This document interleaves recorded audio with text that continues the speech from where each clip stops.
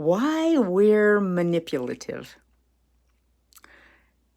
It's because we're living in a broken concept of the reality that we're in.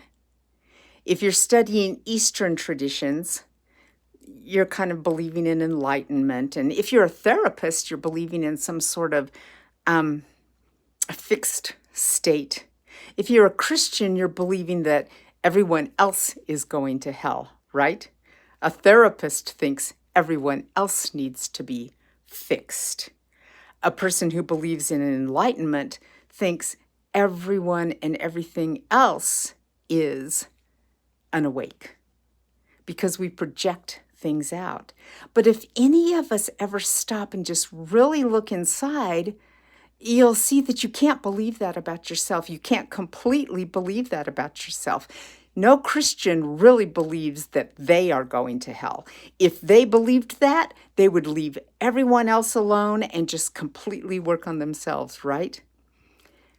If you believe in enlightenment, you don't really believe that you're unenlightened because you're full of this life force. You can feel it inside of yourself. It's the deepest truth of your existence. You have to work really hard to cover it up. So none of us ever really completely think that it's us.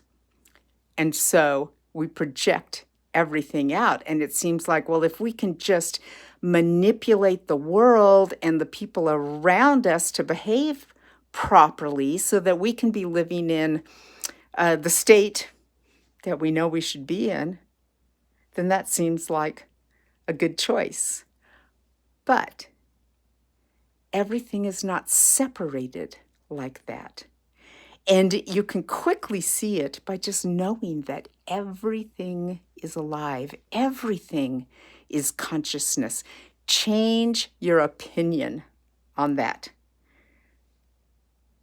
You kind of know that you're alive and awake. What about a tree? What about a dog? What about a rock? I like to point to my drum on the wall. It's an alive being as far as I'm concerned.